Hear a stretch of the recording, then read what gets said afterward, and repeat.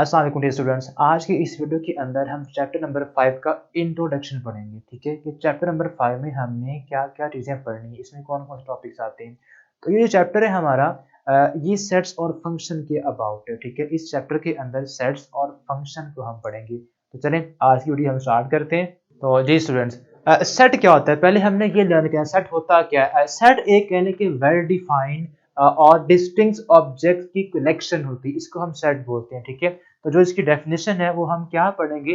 A set is a collection of well defined and distinct objects. ये हमारे पास set की proper definition है। ठीक है, ये आपको बुक में मिल भी जाएगी। अब हम बात करते हैं कि वेल डिफाइंड के मीनिंग क्या है और डिस्टिंक्ट के मीनिंग क्या है। आपके पास अगर हम बात करें, ये हमारे पास एक कलेक्शन है नंबर्स की। सपोज हमारे पास एक ए है, ठीक है, और ये हमने ब्रैकेट लगाएंगे। ठीक है, हम क्या करते हैं, हमारे पास यहाँ पे 0 एक नंबर है, एक 1 है, 2, 3 और एक 2 एक और नंबर है, और एक नंबर क्या नहीं 5 है। ठीक है, अब दो वर्ड बच्चों को अक्सर कंफ्यूज करते हैं, एक वेल डिफाइंड का, कि वेल डिफाइंड सेट क्या होता है, वेल डिफाइंड, ठीक है, और कह लें distinct. Well defined and distinct set क्या होता है, डिस्टिंक्ट। ठीक है, उसके जो एलिमेंट्स हैं वो वेल डिफाइंड भी हो और डिस्टिंक्ट भी हो। तो इसको हम आज अंडरस्टैंड करेंगे।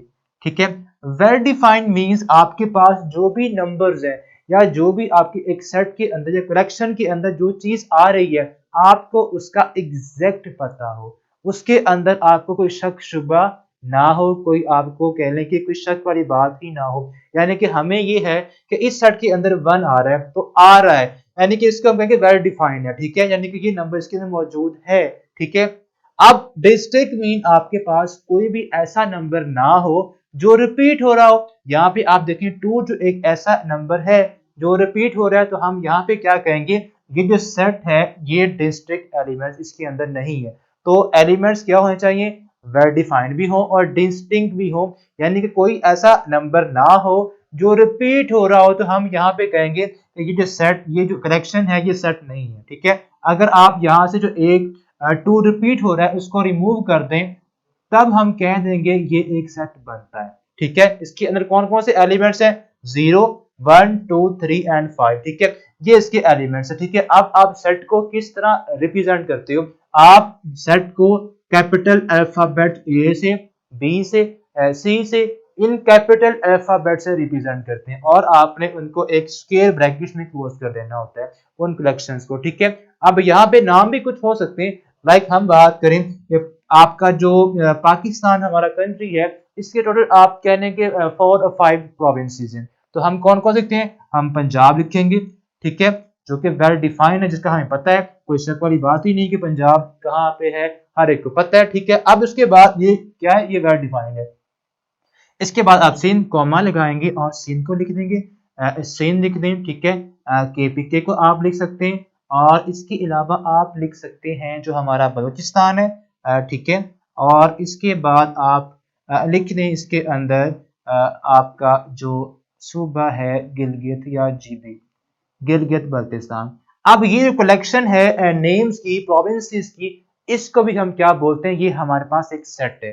ठीक है, कलेक्शन है ना एक, किन की है, प्रोविंसेस हैं। तो आपके पास कोई भी ऑब्जेक्ट हो, कोई भी कुछ चीज हो, अगर आप उसको एक ब्रैकेट में क्लोज कर देंगे, उसको एक कैपिटल नाम दे देंगे, ठीक है, लाइक ये एक बी सेट है। ठीक है, इसको हम क्या बोलते हैं, ये एक सेट होता है। अब सेट डिफरेंट मैथ्स के अंदर कुछ सेट्स बाय डिफाइन आपको पता है कि सेट्स कुछ होते हैं, like set of natural number, set of whole number होता है, सेट ऑफ इंटीजर्स। तो इनके बारे में अब हम पढ़ते हैं, तो ये सेट कौन से होते हैं। ठीक है, आप पहले हम पढ़ते हैं सेट ऑफ नेचुरल नंबर्स, वो क्या होते हैं। ठीक है, तो आपके पास सेट ऑफ नेचुरल नंबर्स होते हैं, वो तमाम नंबर्स होते हैं जिनको हम काउंटिंग में यूज कर सकते हैं। काउंटिंग में जिनकी हम क्या करते हैं, यूज करते, जिनको हम करते हैं उनको हम क्या बोलते हैं, सेट ऑफ नेचुरल नंबर। इसको आप कैपिटल एन से रिप्रेजेंट करते हैं, लाइक ये हमारे पास 1, 2, 3 और 4 और अप टू सो ऑन, ये आगे फर्दर मूव होते जा रहे हैं, कभी स्टॉप नहीं होते। ठीक है,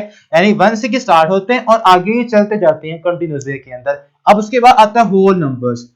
अगर आप जो नेचुरल नंबर्स है इसके अंदर 0 को ऐड कर देंगे, और बाकी सारे नंबर्स वही लिखेंगे, तो ये आपके पास बन जाएगा set of whole number, W for whole numbers, ठीक है, 1 2 3 4 अप टू सो ऑन। ये हमारे पास जो नंबर्स बनेंगे इसको हम बोलते हैं सेट ऑफ होल नंबर्स। उसके बाद आता है सेट ऑफ इंटीजर्स, जी को हम पढ़ते हैं सेट ऑफ इंटीजर्स। अब इसमें क्या आते हैं, इसमें वो तमाम एलिमेंट्स आते हैं जो प्लस वाले भी हैं और नेगेटिव वाले भी हैं। तो हम क्या करेंगे, जीरो एक न्यूट्रल नंबर है, इसके साथ ना तो हम प्लस लगाते हैं ना नेगेटिव लगाते हैं, ठीक है। इसके अलावा प्लस माइनस वन, यानी कि इसके मीनिंग ये है कि ये नंबर प्लस का भी है और ये माइनस का भी है, ठीक है। इस तरह आप इसको लिख सकते हैं प्लस माइनस वन, ठीक है। अब ऐसे यहाँ पे प्लस माइनस टू को लिखते हैं, प्लस माइनस थ्री को आप, और प्लस माइनस फोर, और आगे की कंटिन्यूस वे के अंदर मूव होते जा रहे हैं, ठीक है। ये हमारे पास नंबर्स हैं सेट ऑफ इंटीजर्स, ठीक है।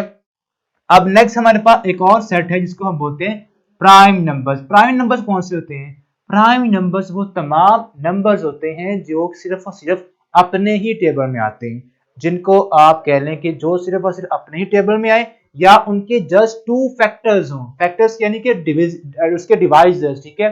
एक वन और एक वही नंबर, लाइक अगर आप टू की बात करें, टू को जिस सिर्फ और सिर्फ एक वन डिवाइड करता है और इटसेल्फ टू ही डिवाइड कर सकता है, इसके अलावा और कोई नंबर नहीं है जो इस टू को डिवाइड करे। इसके अलावा अगर आप एक और नंबर लिखें यहाँ पे थ्री, तो थ्री के भी आप देखें यहाँ पे जस्ट टू ही फैक्टर्स हैं, एक वन और एक है थ्री इटसेल्फ है, और कोई नंबर इस थ्री को डिवाइड नहीं करता। इसके अलावा अगर आप देखें फाइव, ठीक है, फोर को आप चेक करने चले, फोर अगर आप देखें फोर वन बीट फोर को डिवाइड करता है, बिकॉज हर नंबर वन पे डिविजिबल है, ठीक है। इसके अलावा फोर को टू भी तो डिवाइड करता है ना, तो आप यानी कि फोर का एक और डिवाइड ढूंढ लिया हमने जो कि टू है।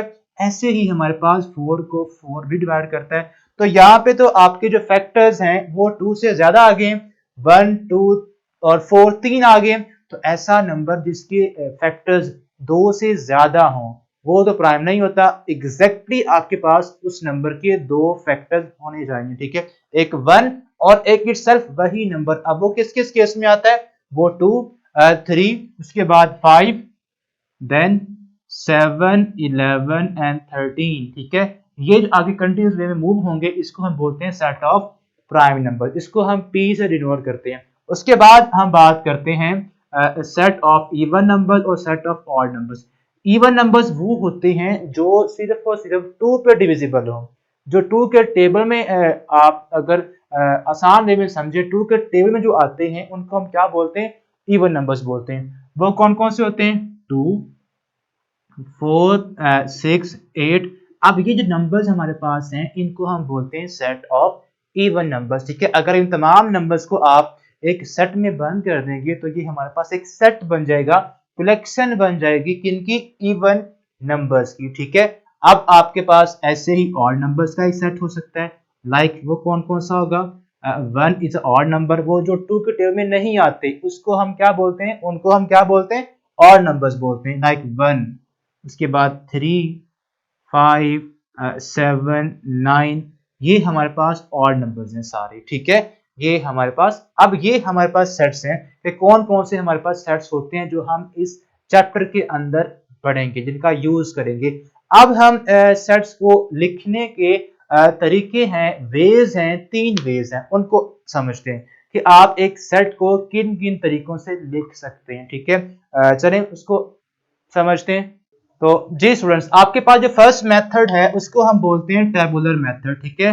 आपके पास जो लिखने का way, how to write a set, आप लिखें how to write a set, ठीक है, राइट अ सेट।